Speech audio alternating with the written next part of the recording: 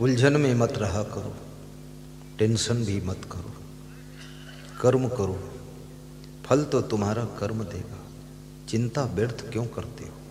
कृष्ण कहते हैं व्यर्थ चिंता क्यों करते हो, आए हो एक दिन जाओगे, रोते हुए जन्म हुआ है, मुस्कुराते हुए जिंदगी जियो, हंसते हंसते संसार से विदा हो जाओ, दुखी मत रहो। धन जितना है उतने में ही अपने आप को धन्य भागी समझो। अधिक धनवान बनने के लिए बुद्धिमानी से डिसीजन लेकर अधिक मेहनत कीजिए। गलत डिसीजन लेकर मेहनत करने वाले लोग सफल नहीं होते। सही निर्णय लेना सीखो। गलत सामान मत खरीदो, फालतू सामान मत खरीदो, फालतू काम मत करो, अपनी क्षमता से अतिरिक्त काम में हाथ मत डालो। पूंजी भी जाएगी, समय भी व्यर्थ जाएगा। उस कार्य को प्रारंभ करो जिसको करने के लिए तुम्हारा जन्म हुआ। सभी कार्यों को करने की तुम्हारे अंदर सामर्थ्य नहीं है। अलग अलग कार्य करने के लिए अलग अलग इंसान का जन्म होता है।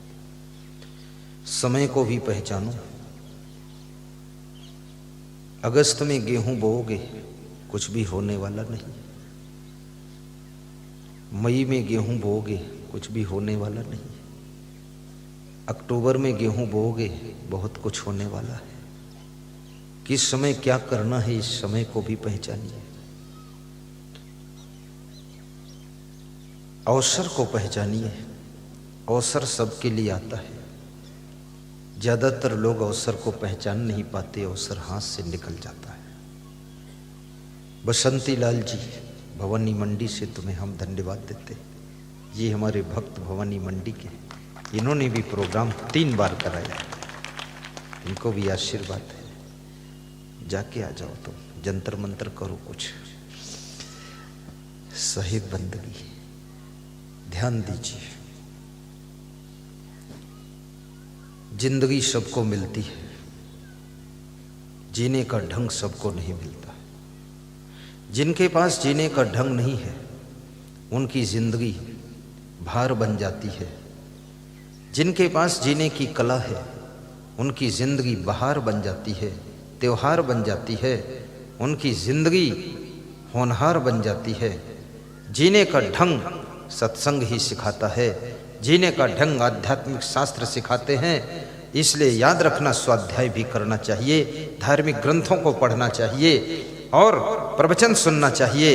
इससे जिंदगी जीने की कला मिलती है और उस कला को सीखने वाले लोग अपनी जिंदगी में सफल होते हैं।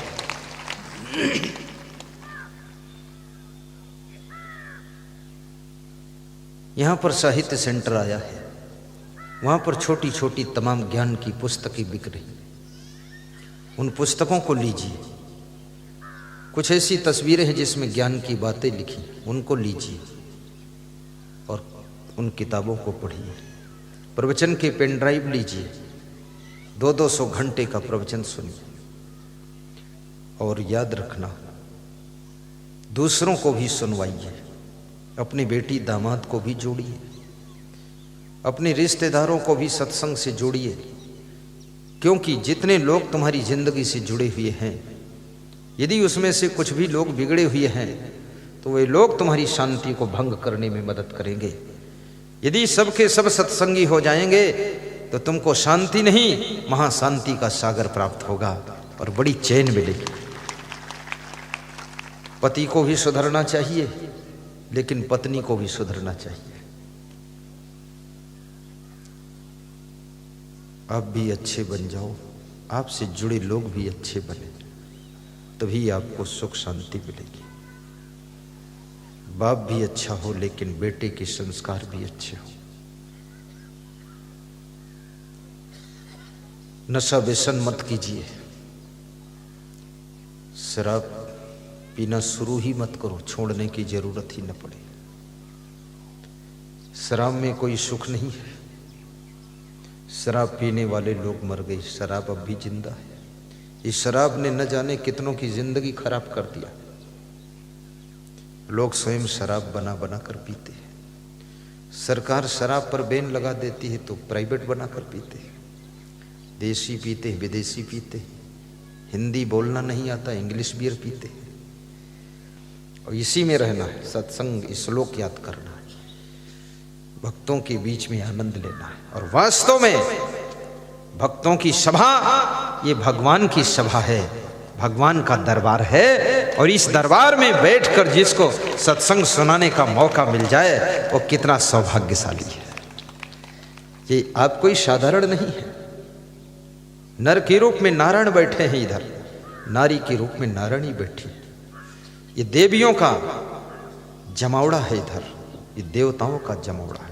अभयम सत्यम संशुद्धि ज्ञान योग व्यवस्थिति दानम दमस्त यज्ञ स्वाध्याय तप आर्जव अहिंसा सत्यम अक्रोधा त्यागा शांति अवैष्णम दया भूतेश अलोलुप्तम मार्दवम ही हुआ छापला तेजा क्षमा धृति शौचमद्रोहो नातिमानिता भवंत संपदम दैवीम अभिजातस्य भारत। ये 26 लक्षण देवी देवताओं के होते हैं। मैं आपके अंदर देखता हूं, किसी में 24 लक्षण हैं, किसी में 20 हैं, किसी में 15 हैं। कोई पूर्ण देवी देवता है, कोई आधा देवी देवता है, लेकिन ये देवी देवताओं का मेला लगा हुआ है। इस मेले को हम धन्यवाद देते हैं।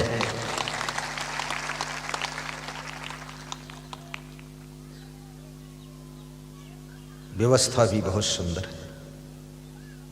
और आप लोग महान हैं, कोई शोरगुल नहीं करते, क्योंकि हमारे पास बाजा वाजा नहीं। हम अकेले बोलते हैं, तुम अगर हल्ला मचाओ तो हमारी आवाज़ दब जाएगी। लेकिन तुम महान हो, शांत बैठते हो, चुपचाप। क्यों बैठते हो ये मुझे नहीं पता है, लेकिन बैठते चुपचाप हो, कोई हलचल नहीं। सब टुकुर टुकुर मेरी ओर देख रहे हैं, बच्चे भी देख रहे हैं कि क्या होने वाला है। और मैं हंसता हूं तब तुम हंसते भी हो। धन्य है जिंदगी आपकी।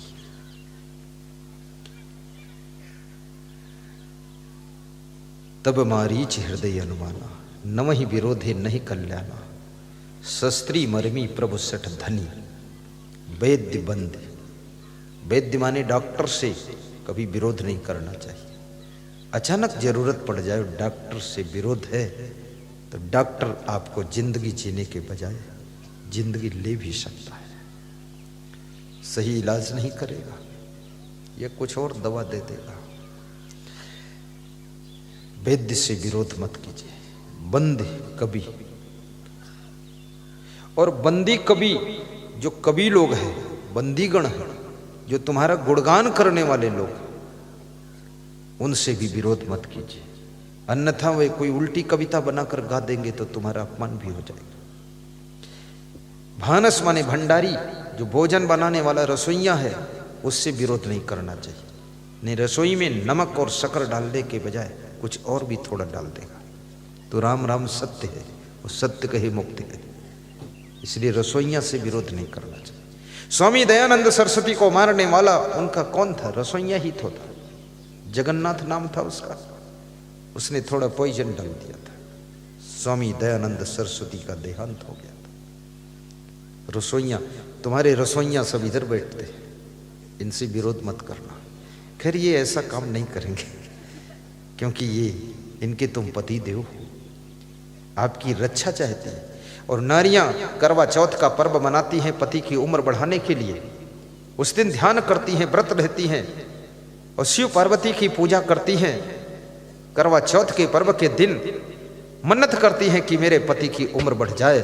लेकिन पति लोग कोई ऐसा पर्व नहीं मनाते हैं कि मेरी पत्नी की भी उम्र बढ़ जाए, कभी नहीं मनाते।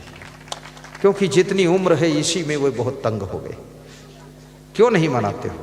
तुम भी थोड़ा इनके लिए मनाइए कि इनकी भी उम्र बढ़े, दोनों की बढ़े। दोनों साथ साथ जियो, साथ साथ खाओ पियो रहो। नारियों को ऐसा व्यवहार भी नहीं करना चाहिए जो आपका पति ऊब जाए आपसे। एक सेठ जी की पत्नी मरी, लाश को स्नान कराया गया, कफन लपेटा गया, अर्थी सज गई, लेकर चल दिए। आगे आगे पति चल रहा था, 4 लोग कंधा लगाए थे। एक नीम का पेड़ रास्ते में था, टेढ़ा पेड़, उसमें अर्थी टकरा गई। सावधानी नहीं रखा लोगों ने, अर्थी टकराई तो धक्का लगा, तो सेठ की पत्नी को होश आ गया। उसने हाथ हिलाया, बोली कहाँ लिए जा रहे हो? बोले शमशान घाट। बोले नीचे रख दो, मैं जिंदा हूँ, अभी नहीं, मुझे शमशान घाट ले जाना। वापस लौटा के घर लाई। 10 साल जिंदा रही। 10 साल बाद फिर मरी। फिर स्नान कराया गया, कफन ओढ़ाया गया, फिर अर्थी सजाई गई, फिर 4 लोग कंधा लगा कर चले। फिर उसका पति आगे आगे चला, तो जहाँ वो नीम टेढ़ा था वहाँ खड़ा हो गया पति। बोले इस जगह सावधानी रखना, एक बार अर्थी टकराई है तो 10 साल झेलना पड़ा है। बच के निकाल ले चलो, बेड़ा पार हो जाएगा। ये कोई रिश्ते में मधुरता है जहां पति ये मनोकामना कर रहा मेरी पत्नी मर जाए फिर जिंदा ना हो, पत्नी सोचे मेरा पति मर जाए जिंदा ना हो। ये कैसा रिश्ता? रिश्तों में तो ये होना चाहिए कि मेरी पत्नी की उम्र मुझसे भी ज्यादा हो, मेरे पति की उम्र मुझसे भी ज्यादा हो, मेरे गुरु की उम्र बहुत लंबी हो और मेरे शिष्य की उम्र लंबी हो, मेरे माता पिता स्वस्थ रहे, लंबी उम्र को प्राप्त हो। याद रखना, जहां प्रेम होता है वहां लंबी उम्र की कामना हम करते हैं, और जहां अंदर से एक दूसरे से दुख होता है वहां पर ये कामना नहीं करते हैं, हम अशुभ कामना करते हैं कि जल्दी मर जाता तो छुट्टी मिल जाती। ऐसे कार्य मत करो। कबीर जब हम पैदा हुए जग हंसे हम रोए, ऐसी करनी कर चलो हम हंसे जग रोए। कबीर जब हम पैदा हुए जग हंसे हम रोए, ऐसी करनी कर चलो हम हंसे जग रोए। कबीर कहते हैं जब तुम जन्म लेते हो तुम रोते हो, तुम्हारे परिवार के लोग खुश होते, लेकिन तुम ऐसे कर्म करो कि तुम मुस्कुराते हुए जिंदगी जियो और हंसते हंसते मर करके जाओ। लेकिन जब तुम मरो तो दुनिया के लोग, घर के लोग तुम्हारी याद में, तुम्हारे वियोग में रोते रहे। जिनको तुमने जन्म के समय हंसाया है तो मरते समय, वियोग के समय रुला कर जाइए, तब समझ लो जिंदगी जीने का ढंग आया है। जीवन खत्म हुआ तो जीने का ढंग आया, जब बुझ गई शमा तो महफिल में रंग आया, जब बुझ गई शमा तो महफिल में रंग आया। जीवन से जुड़ी हुई सभी चीजों का मूल्य है, लेकिन आपका जीवन अमूल्य है।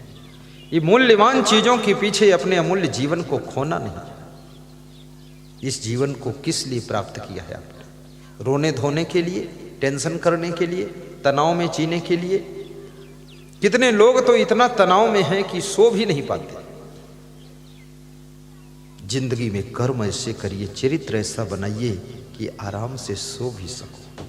दिवसे नैव तत्कुर्यात् येन रात्रौ सुखम वसेत, अष्टमासेन तत्कुर्यात् येन वर्षा सुखम वसेत, पूर्व वयस तत्कुर्यात् येन वृद्धा सुखम वसेत, यावत जीवेन तत्कुर्यात् येन प्रेत्य सुखम वसेत। विदुर जी कहते हैं दिन भर में वह काम करो जिससे रात्रि को सुख से सो सको, 8 महीने में वह काम करो जिससे वर्षा के 4 महीने आराम से रह सको, और बचपन जवानी में वो काम करो जिससे बुढ़ापे में सुख से जी सको, और जिंदगी भर वह काम करो जिससे मरते समय हंस करके मर सको। ये विदुर जी बहुत बड़े विद्वान थे।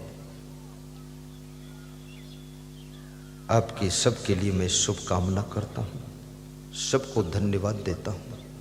शस्त्री मरमी प्रभु सेठ धनी वैद्य बंद कवि भानस गुणी, और गुणी कहते हैं 9 नंबर गुणवान जो होता है। गुणवान से विरोध मत कीजिए, गुणवान को संभाल कर रखिए, क्योंकि गुणवान के बिना सफलता भी नहीं है, शांति भी नहीं। और स्वयं भी गुणवान बनिए। संत कबीर कहते हैं मानुष तेरा गुण बड़ा, हे मनुष्य तेरे गुण ही बड़े हैं। और जो गुणवान होता है वो धनवान भी बनता है, जो गुणवान होता है वो महान भी बनता है, और जिसमें पूर्ण गुणवान जो है वो भगवान भी बनता है। गुणों का ही खेल है।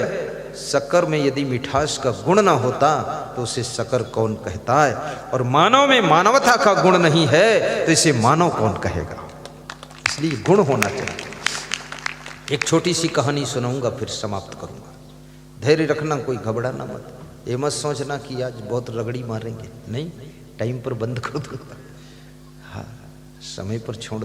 2 घंटे से ज़्यादा तुम सुन भी नहीं सकते, समझ भी नहीं सकते, फिर तो ऊपर ऊपर निकल जाएगा, थक जाता माइंड आपका भी। कुछ मजदूर शक्कर की बोरियां पीठ पर लाद कर सड़क पर जा रहे थे।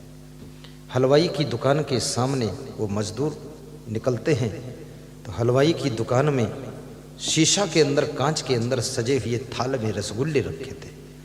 रसगुल्लों को हंसी आ गई और हंस करके रसगुल्ले बोले, ए चीनी बहन, मजदूरों की पीठ पर बोरियों में पैक हो करके तुम लदी हो, खेत में गन्ने के रूप में पैदा हुई, गड़ासों से काटी गई, फैक्ट्री में पेरी गई और तुम्हें खौलाया गया, उसके बाद पक करके चीनी बनी, स्टोर में डाल दी गई, अंधेरे कमरों में पड़ी रही, ट्रकों में ला दी गई, न जाने कितनी जगह पटकी गई। और तेरी जिंदगी एक है और दूसरी मेरी जिंदगी है। सम्मान के साथ थाल में सजा हुआ बैठा हूं, ग्राहक आता है, हर कीमत चुका करके मुझको लेना चाहता है। क्या मेरी जिंदगी का सम्मान है, क्या तेरी जिंदगी का अपमान है? तो चीनी बहन ने कहा, रसगुल्ले भाई, बहुत नाज नखरे के साथ बात मत किया करो। जब तक मैं तुम्हारे साथ में हूं तब तक तुम्हारा नाम रसगुल्ला है, और मैं जिस दिन साथ छोड़ दूंगी उसी दिन तुम केवल गुल्ला गुल्ला रह जाओगे, रसगुल्ला नहीं कहे जाओगे।